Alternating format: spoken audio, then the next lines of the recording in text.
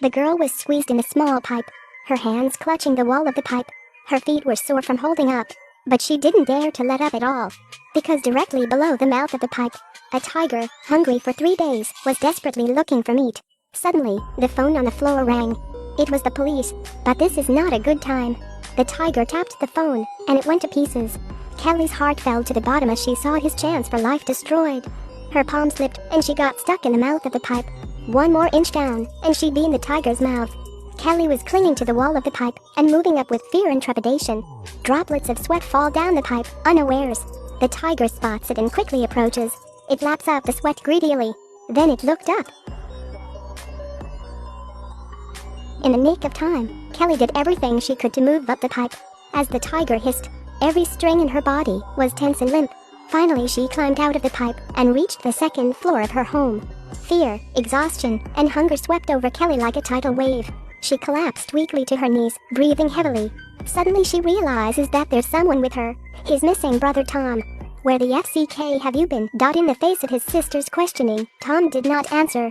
Because he was autistic, he couldn't communicate properly. But the good news was that he was unharmed.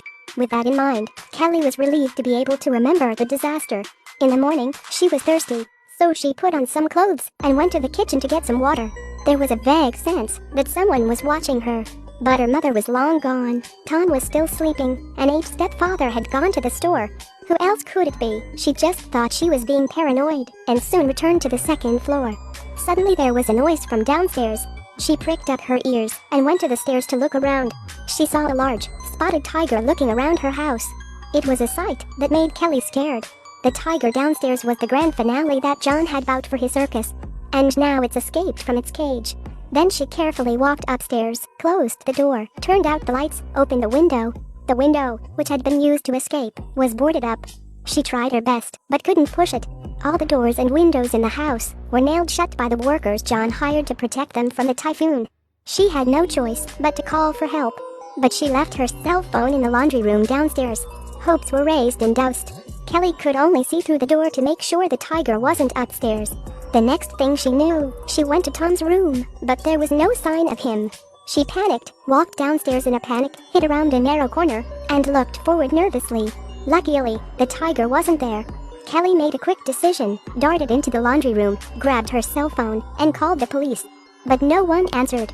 Just then, there's another ring. Kelly stepped out of the laundry room and called out to Tom, but all she got was a low growl.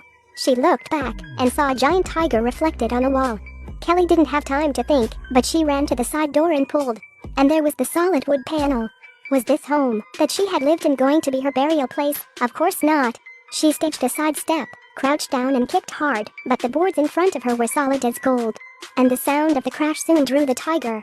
Kelly didn't have time to think. She pulled out a knife and slipped into the laundry room like lightning. She quickly climbs onto the sink and slaps the board above her. A glimmer of light pours in. She was delighted. The board was loose. Then she grabbed the iron and pounded it against the board. But the tiger was also trying his best to break in. The door was defenseless against the king of all animals.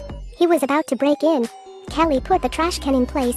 Kelly puts the trash can in place and steps on it, heading for the air duct. A leap on her feet, and she fails. She failed to use the wooden board. Just as the door is about to break down, she finally climbs up. The next second, a tail flashed beneath her. After a scary climb, Kelly finally made it to the 2nd floor. And there was Tom. She then took Tom back to her room and tried to get online to call for help. But it's a typhoon, and there's no signal. However, Kelly grabbed some perfume and sprinkled it on the floor. No sooner had they gotten under the bed than the tiger burst in. The strong scent of perfume disturbs its sense of smell. After a fruitless search, the tiger jumps onto the bed. It dented the bed, forcing Kelly to suffocate. Suddenly the tiger disappeared. Kelly's heart grows frightened and her eyes open. Could it be that it had left? It poked its sharp claws and teeth and arched its entire body frantically. Kelly and Tom, frightened howls made it even hungrier. Suddenly the bed is tipped over, creating a barrier that shields them from the door. Kelly fumbles with the doorknob. And finally the door opened. She rushed downstairs with Tom. She went to the kitchen, pulled out a plate of mashed meat, stuffed it with sleeping pills, quickly kneaded it into meatballs, and spread it on the floor. The tiger smells the meat and runs downstairs eagerly. But just then, Tom had a seizure. His screams filled the room. Kelly rushed to pick him up and ran up the side to the second floor. But what she didn't realize was that instead of fainting, the tiger would follow the smell with a big appetite. Seeing the danger getting closer, she dragged Tom into the closet. Kelly cowered in the cupboard, and the beast was just a door away from her. With a great sense of smell, the tiger soon spots her. He takes one step forward and then another, through the faintest of gaps. The girl and the tiger met. The tiger's sharp fangs are hanging out with hungry saliva. Clearly it can't wait. Kelly quickly turns around, picks up the iron bar, and begins to smash the wall. The weak wall was too weak to hit, and soon a hole opened up. She sends Tom out first, followed by herself. But the tiger has already broken through. Her leg was bleeding from the slightest slash of its claws. Luckily, the hole was too small for the tiger to get out. The two of them ducked into John's study. Kelly pushed a table against the door and tore off her clothes to dress the wound. Just then, she found an insurance policy. She opened it and saw that she and Tom were the insured, and her stepfather John was the beneficiary. She wakes up to the fact that it's all a plot by John. And she's not going to let him get away with it. After a rummage, Kelly finally finds a pistol. She loaded it and ran to the living room with it. Kelly cowered in the corner. Through the only half of the wall, she hears the tiger gulping. Then it was growling, slowly moving away from Kelly. She took the opportunity to raise her gun and turn it. In her haste, she didn't realize that the chamber was empty. After the shot, instead of killing the tiger, she exposes herself. The tiger and the girl chased each other through the house, running frantically. She ducked into the kitchen, and the tiger leapt onto the stove. Kelly rushed to flip the switch. The sudden flames hurt and the tiger jumped off the stove. Kelly took advantage of the situation and fled into the laundry room, closing the door, blocking it, then hitting the board with the iron. She kept banging on the wooden board. The board was not broken, but the tiger's claws were already in the room. In the nick of time, the board was finally broken. The wind and rain were coming. The tiger was about to come in. Kelly flips to the window and finally escapes his claws. She got into the car in the rain, and now all she had to do was kick the gas, and she was out of hell. But Tom is still in the room. If he's not careful, he'll be dead. Does she go away, or go back into the tiger's mouth? Kelly was on the verge of a breakdown. In the end, family overcame fear. She resolutely stepped out of the car and climbed through the escape window and into the house again. She grabbed the gun off the floor and wandered around the house. Finally, she found Tom in a torn cupboard. Then they went into the bathroom. Kelly breaks a wooden stick, wraps it in a towel, and ignites alcohol, creating a homemade torch. Kelly held the torch and moved carefully to the first floor. But the tiger was afraid to attack because of the blinding torch. Kelly takes advantage of the situation and fires, but only gets a bloody scratch. The tiger is furious and rushes towards the siblings. Kelly fought back her fear and waved the torch forward in her hand. And she's backing up her steps.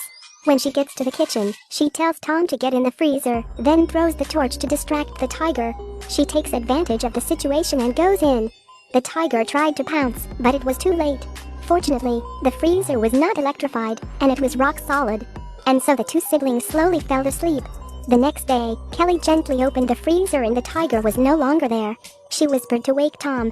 By then, the boards had been removed, and John came forward with his hunting gear, alert. He never expected to find the two siblings standing there in front of him, alive and well. He was stunned, but immediately put on his composure and greeted them both with a false sense of humor.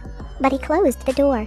Kelly saw his murderous intent and promised, with hatred, if he lets them go, they won't say anything. That's what your mother thought. So her mother's death was the work of this man. John didn't say anything else, but the look in his eye showed.